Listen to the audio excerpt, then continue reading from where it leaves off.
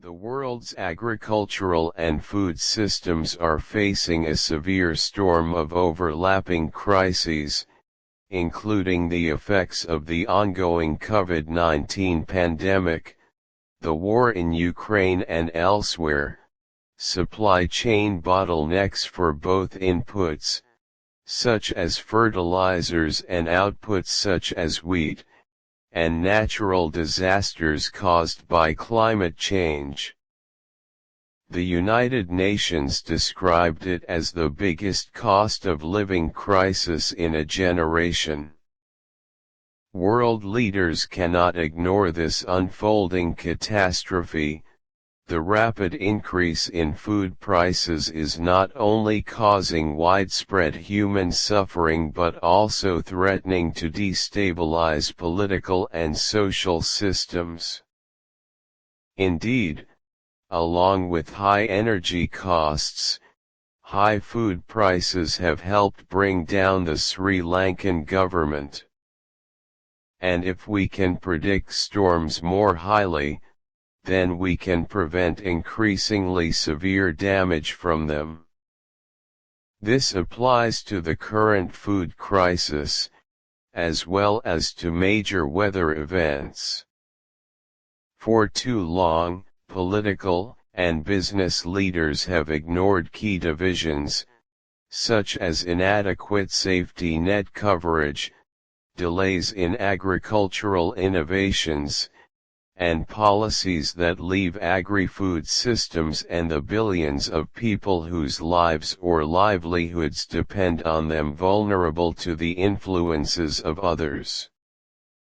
The great crisis is that if the global response to the current food emergency so neglects these critical points, it could inadvertently exacerbate underlying problems, exacerbate and prolong unnecessary human suffering, and precipitate the arrival of the next perfect storm. Conversely, serious efforts not only to address the current crisis, but also the long-term issues that have helped create it, can push the world toward healthier, equitable, resilient, and sustainable agri-food systems. World leaders and international organizations have an opportunity to address food emergencies and widespread acute hunger problems in the past. They must not let this crisis go without benefiting from its lessons. A chronic food security crisis. The clearest evidence that the world is in a food emergency is the sharp rise in food prices. The Food and Agriculture Organization of the United Nations estimated that global food prices were 23% higher in May 2022 than they were a year earlier.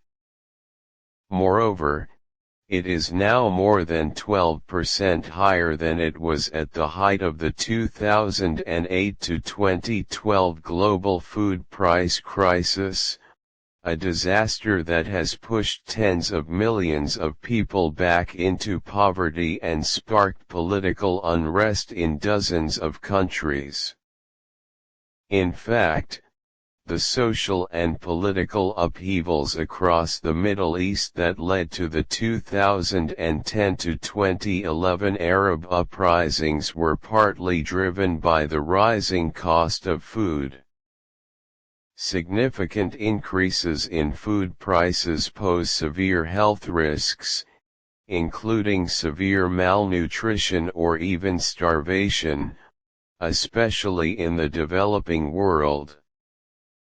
According to the World Food Programme, WFP, a record 323 million people are now, or at risk of becoming soon, suffering from acute food insecurity, the technical term for a lack of food intake that puts a person's life or livelihood in jeopardy. There are more than a dozen countries in extreme poverty: Afghanistan, Angola, Burkina Faso, Central African Republic, Democratic Republic of the Congo, Ethiopia, Haiti, Kenya, Niger, Somalia, South Sudan, Sudan, Yemen, and Zimbabwe, where millions of people already suffer from extreme food insecurity. In the absence of an adequate, appropriate, and rapid humanitarian response, many people will die needlessly. There is enough food in the world system. Even in the midst of the current crisis, the global average daily food supply is nearly 3,000 calories, 85 grams of protein, and 90 grams of fat per person, far exceeding the human metabolic needs for a healthy life.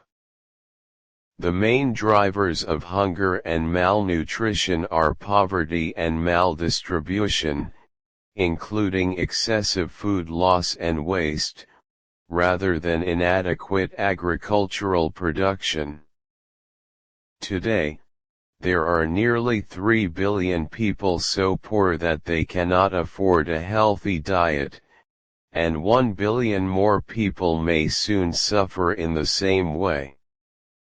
Higher food prices disproportionately hurt the poor for the simple reason that they spend a much larger share of their income on food without proper safety nets, preferably triggered automatically for people whose incomes fall below a certain threshold, or when food prices go up dramatically.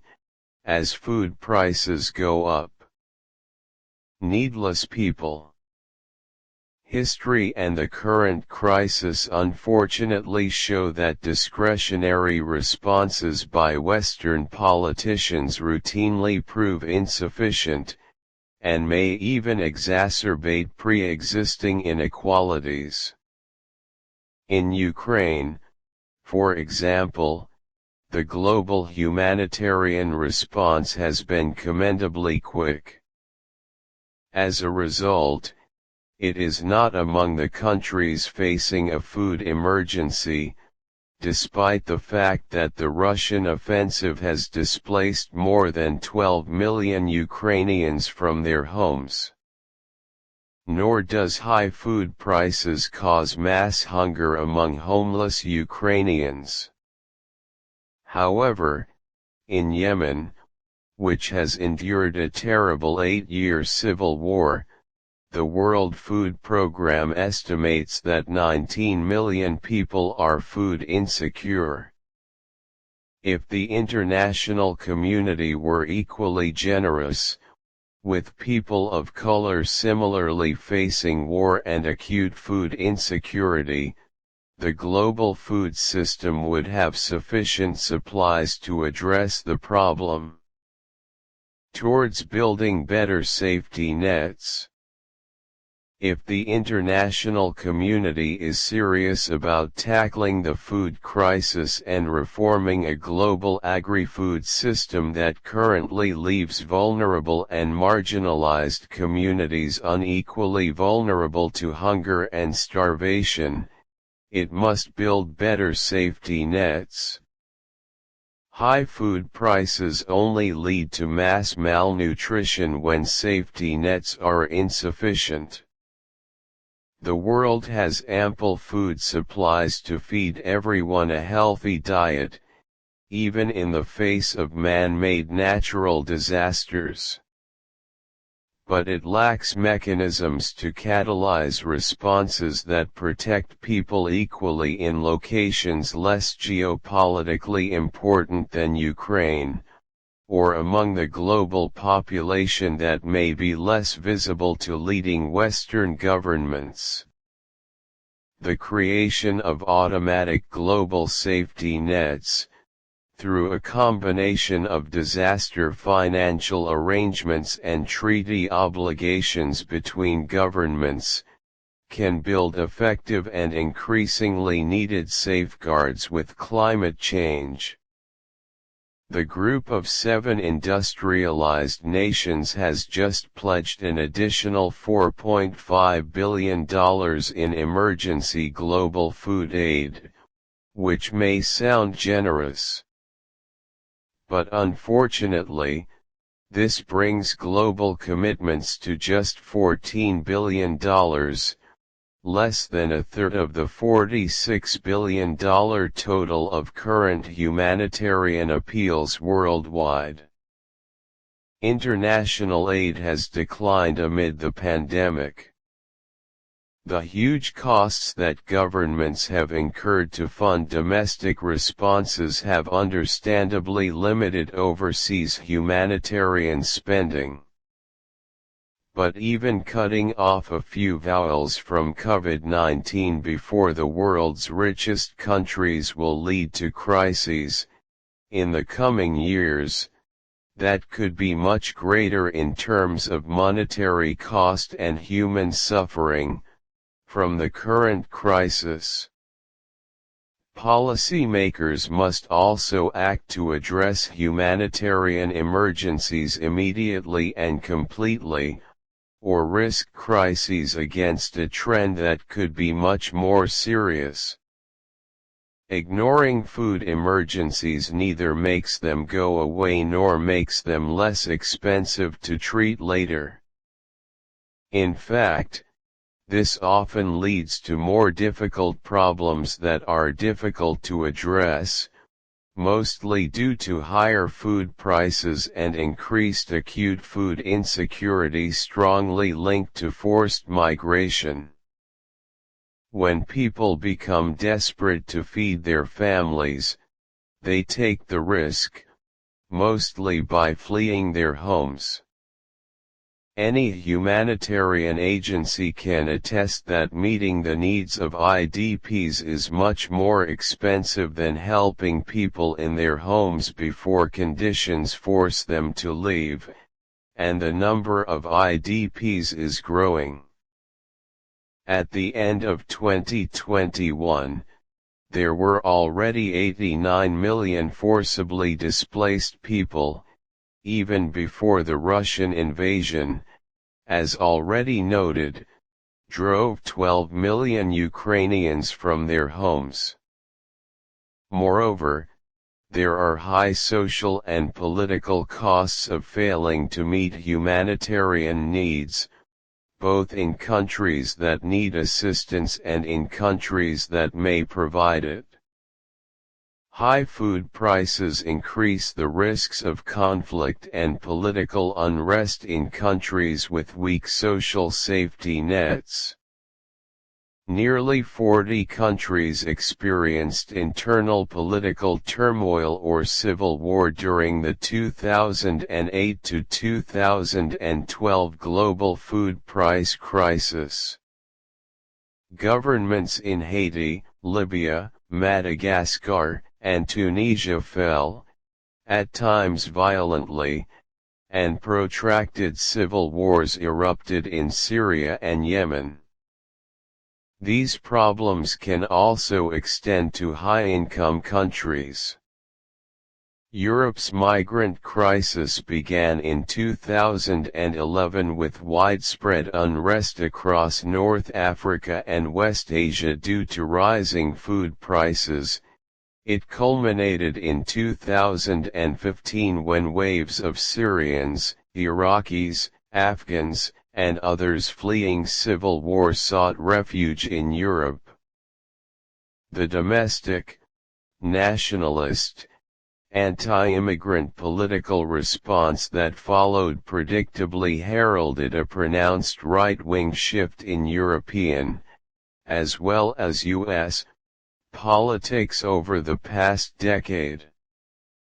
Russian President Vladimir Putin may be looking to replicate Europe's migrant crisis by exacerbating a pre-existing global food crisis.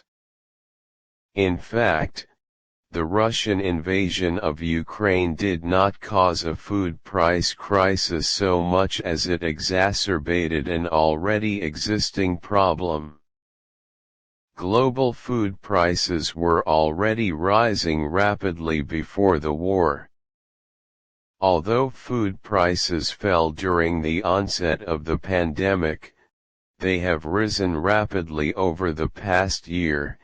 In October 2021, they surpassed the previous record for food prices in December 2010. The Russian invasion of Ukraine and the blockade of its ports on the Black Sea certainly accelerated this trend by disrupting exports of wheat, sunflower oil, corn, and fertilizers, sending global food prices up only 18% from January to March 2022. However, it reached global food prices peaked after the month of the crisis and have since fallen slightly in response to reasonably favorable growth conditions in other major producing countries, growing recession risks in major economies, and the agreement to open a Black Sea corridor to evacuate Ukrainian export goods. Because the supply shock from the war Ukraine is relatively small. Of the nearly 3 billion tons of grain produced globally each year, a loss of perhaps half of Ukraine's exports, which would likely be the upper bound, would mean a supply shock of less than 1%. That's less than the loss due to a severe drought in 2012 in the U.S. Midwest, and not enough to cause a crisis. It's time for new trade agreements. As they craft a response to the current food emergency, policymakers must also assess the need for a global agreement to tie governments' hands when domestic political forces urge export bans. The Russian attack on Ukraine was not the only reason for the food price hike in February and March. Unwise export bans by a few major food-producing countries looking to insulate domestic consumers from rising global market prices have contributed to this rise in costs. India banned wheat exports, Indonesia halted palm oil exports, and China banned agrochemical exports, repeating mistakes made during the 2008 to 2012 global food price crisis, many governments succumbing to domestic political pressures and imposing export bans in the hope that they could prevent price shocks' global influence on local markets. Such policies inevitably fail quickly. Meanwhile, the temporary fuel embargo is faster and larger, if short-lived, causing price increases among importers who must scramble to find new suppliers to fill up interrupted supply chains, temporarily raising prices in the process. About a quarter of food consumed globally depends on international trade. Trade does not feed the world's population so much as it stabilizes prices, effectively dispersing various supply and demand shocks around the world. No nation can be reliably self-sufficient and adequately fed. The world needs organized trade systems to absorb the shocks that inevitably occur, especially as climate change advances.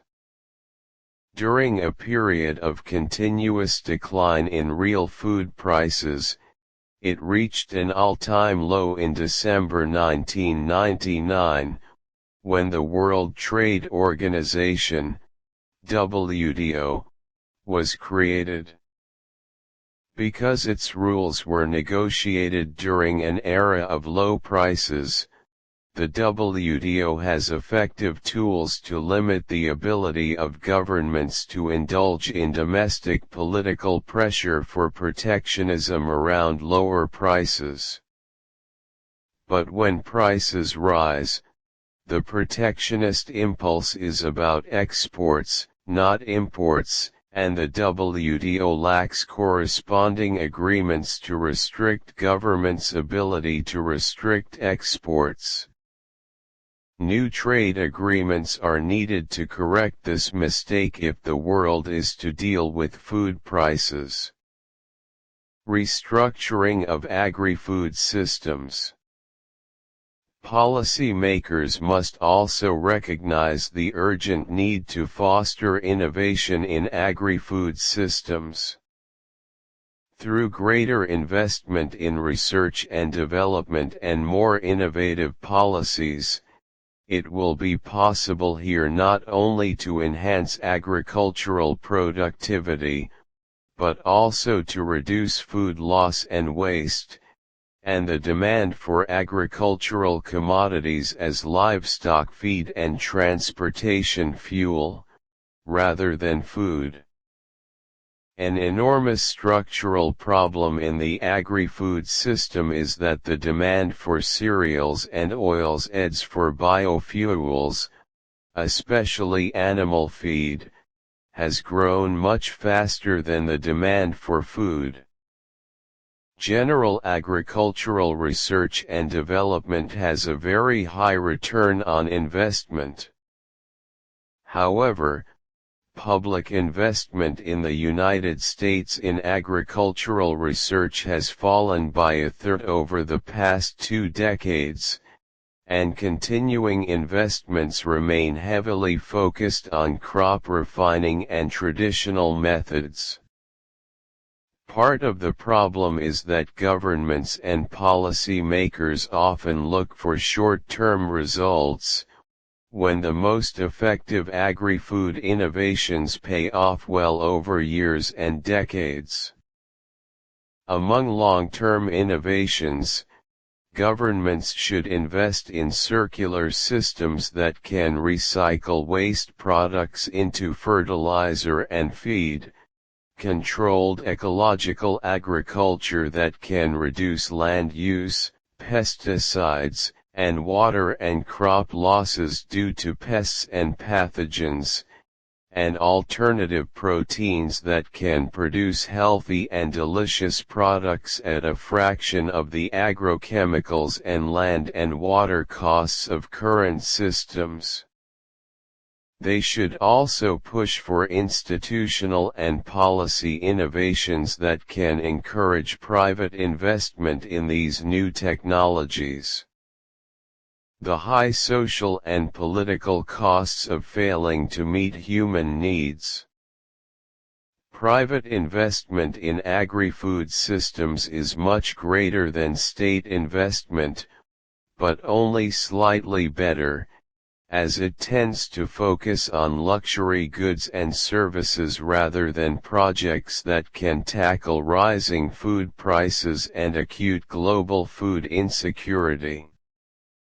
Although rising food prices in 2021 boosted venture capital funding for agri-food technology by as much as $52 billion, an 85% increase from 2020, the largest single category was online grocery shopping.